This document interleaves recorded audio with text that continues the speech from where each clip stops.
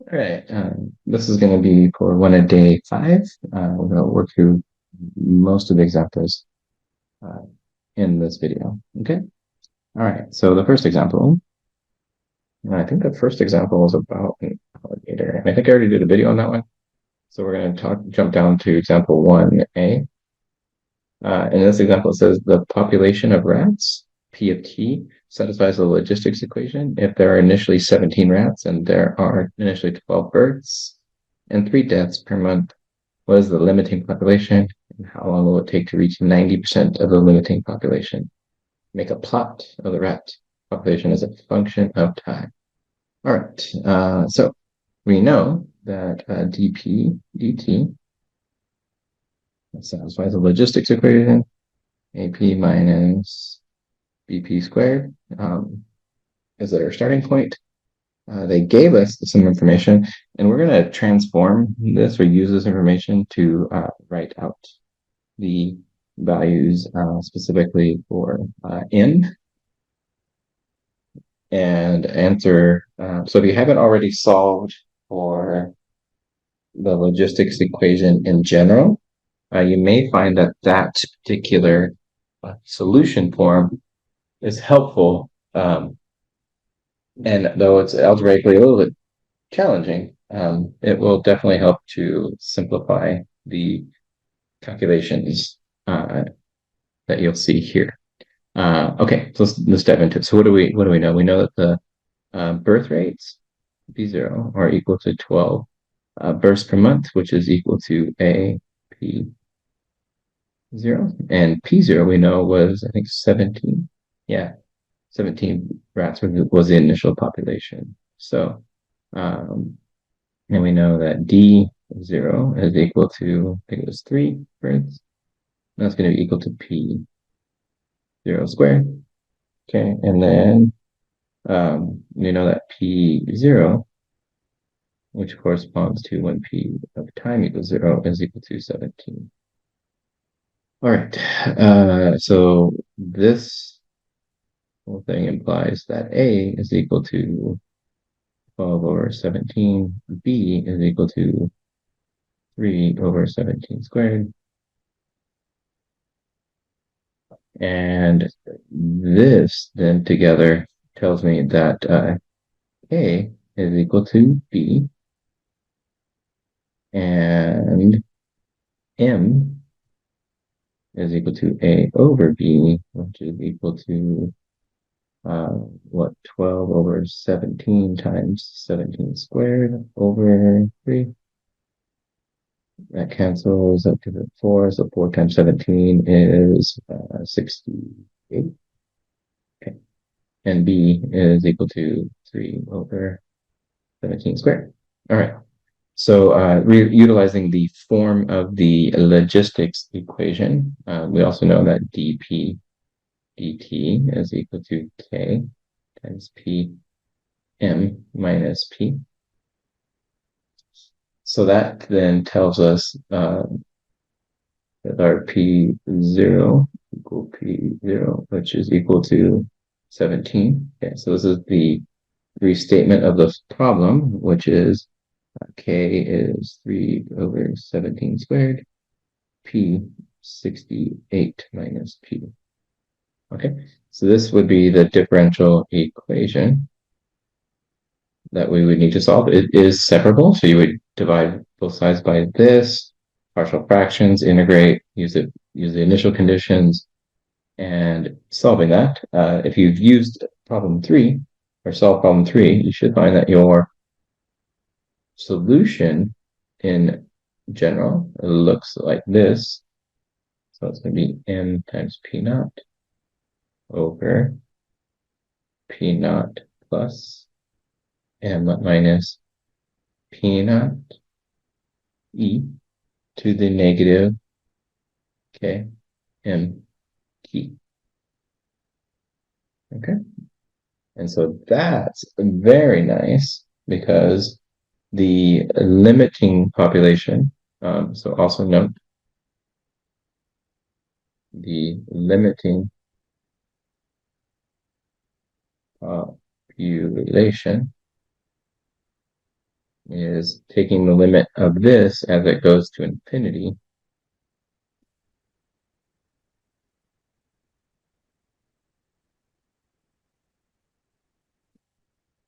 of P of t.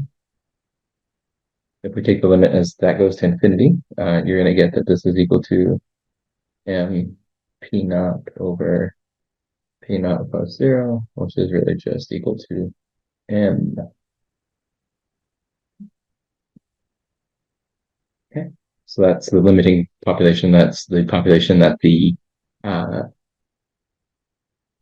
population will reach, theoretically speaking, if nothing changes within the population after some infinite amount of time. Okay. All right. So why is this helpful? Well, we can use this relationship, in particular this one, function of P of t, because that's what we're after. So if we plug in our information there, I'm going to do it on a separate whiteboard here. Okay. So I have that, maybe I'll try this way. I have P of t is equal to m we found was 68. P naught was 17 over 17 plus m68 minus 17. E to the negative k was 3 over 17 squared times m, and it's 68, which was 4 times 17.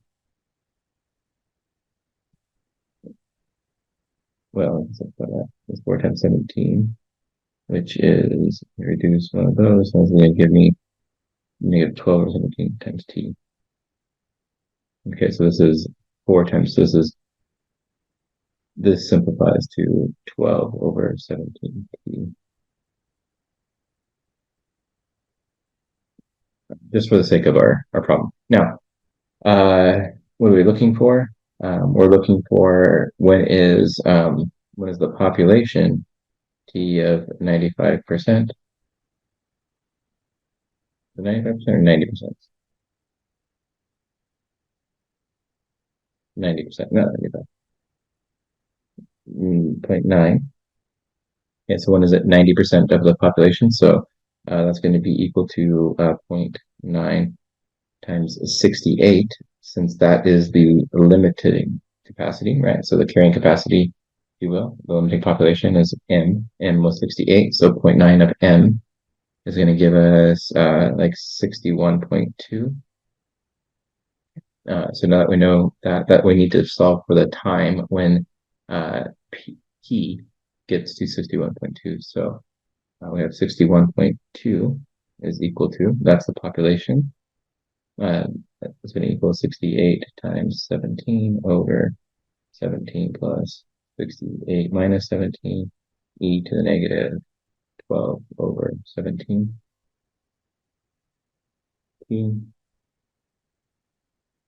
Okay.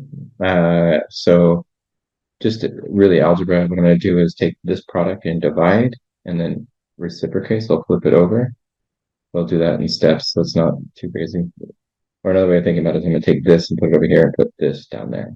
Okay, so you have 17 plus 68 minus 17 e to the negative 17 e is equal to 68 times 17. I should write it like that so it's clear as well. Fine. 51.2, and then I can also write this as 68 times 17, which is 0.9 times 68. So 68's cancel, and you're left with 17 divided by 0.9. That's really what that top one is, but that's not really important. Okay, so I'm going to subtract 17 from this. Subtracting 17 from both sides. A lot of happening there. So this is 68 minus 17 e to the negative 12 over 17t is equal to, okay, 17 over 0.9. I'm going to factor out, so I have 17 over 0.9 minus 17. This 17 right here, I'm subtracting from both sides. The common factor of 17, if I subtract that or pull it out, I have 1 over 0.9 minus 1. Okay. And then I'm going to divide by this thing so that I have, and actually I can factor out a 17 there. So 17, 68 divided by 17 minus 1. 68 divided by 17, that's 4.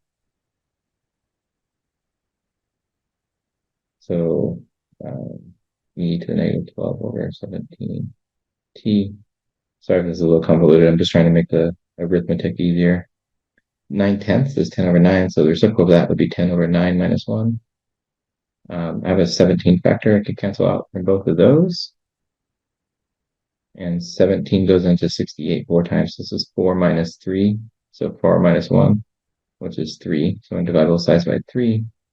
This is e to the negative 12 over 17t is equal to 10 minus 9 over 9 times 1/3. You're wondering where this came from. 9 over 9 common denominator, 10 minus 9 over 9. This is 1/9 times 1/3, so this is 1 over 27. Okay. All right. Taking the natural log of both sides, I have this coming down, so it's going to be negative 12 over 17t is equal to the natural log of 1 over 27, which is equal to the natural log of 1 minus natural log of 27. This is 0. The negatives will cancel. This is now 0, so then the negatives cancel, and so this becomes t is equal to the natural log of 27, and then I have it multiply that by 17 and divided by 12. Okay, let's find out what that is using a calculator. Let's see, I get the natural log of 27 times 17 over 12. It comes out to be about 4.67 months. So the amount of time is there, simplifying everything down. Okay, I hope that wasn't too confusing with the calculations. All right, let's jump over to GeoGebra and figure out what the plot of this monster looks like. All right, we're gonna switch screens. All right, so there's my calculation, 17 over 12 times the natural log, 27, just like we thought. Okay, so let's plug in our P of t. So we have 68 times 17 over 17 plus 68 minus 17 times exponential function negative 12 over 17 times t. All right, so looks a little crazy. We should recognize that our domain is for t greater than or equal to 0. So that'll start us at the right location population-wise, which you can see a little bit more effectively there. I guess I should have called that P instead of F. Well, they called it. I changed that to P. Okay, there's our population. So there's our P. So it rises really quickly. And then you can see it leveling out at the value of M after we expect it as t goes to infinity. All right, so there is, let me see if I can get a little bit more of an interesting view on that window so it's not so dramatic. But there you go. You can see basically after about 8 months, it's hit its carrying capacity. Okay. All right. I hope that was helpful. I'm going to pause this, and when we come back, we'll be working on the next example. All right. For 1b here, it says consider the same rat problem, but with an initial population, P0 of equal to 87 rats. So a much larger initial population. And we want to make a plot of the rat population as a function of time, not the rat function. That'd be weird. Okay. So A is going to be equal to B0 over P0. B0 is still 12. So the only thing that's changed is the number of rats in the population. And B is going to be D0 divided by P0, which is 3 over 87 squared. Let's get the square. Gotta be careful about that. All right, so M is going to equal A over B, which is 12 over 87. Reciprocating, it's going to be 87 squared over 3. So this is going to be 4 times 87, which I think it comes out to be 348. All right. So the P of T then from last time going to equal M times P naught over P naught plus M minus P naught e to the negative, say K M P. Okay. So plugging in all that information, K, remember, was equal to B. K is equal to B, which was equal to 3 over 87 squared. Okay. So if we plug in all these results into our previous graph, we should be able to get a pretty accurate description of what happens. I'll be curious to see what changes. So we're going to jump over real quick to GeoGebra and finish this example.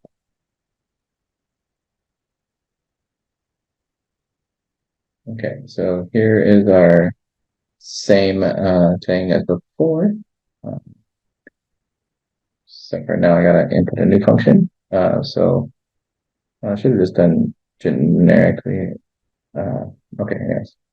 Talking to myself here. So I have 4 times 87. I think that's times, let me just find out. 4 times 80, 87, 348. Good. Okay. So 348, that's M times P naught, which was 87 over 87 plus 348 minus P naught, which was 87 times exponent over, let's see, we have negative K, which is 3 over 87 squared times M. M is 348 times T. All right, let's look at this one. So I'm going to shut this function off. And then I'm going to say zoom to fit so we can get a good sense. Oh, there it goes. Now look at the difference. Here is this initial population. And now look at the difference with this population. So having significantly more of initial population, you can see how that really spreads out the growth of the population towards meeting its carrying capacity, which is a much larger number. But it is interesting how it changes the shape of the curve even. Not the James Channel shape, but this area is a lot less steep. And it occurs at a much later time. That's really cool. All right. I hope that was helpful, and I'll see you in a moment for the last of these examples. In this last example, what we have here is we're going to have a P0 again, like the last one, of 87 rats. And we need to find A and B. The difference here is that A is now been switched. So we have 3 births per 87 rats. So that's going to be our new birth, and then our death. So they're going to be dying like they were in the old one. So it's going to be 12 over 87 squared. So it's going to significantly affect our values. So all we're doing is switching the death and birth rates. So M is going to be A, which is 3 over 87, or also 27 times the reciprocal of 87 squared over 12. So this is going to be, looks like 87 over 4. And, all right, and okay, so let's go ahead and plug these into our p-values, which is, again, just plugging it directly into here. Yeah, I think that's all I needed to calculate. So everything else is essentially the same. Let's go back to our GeoGebra problem, our thing, and take a look at the graph of it. And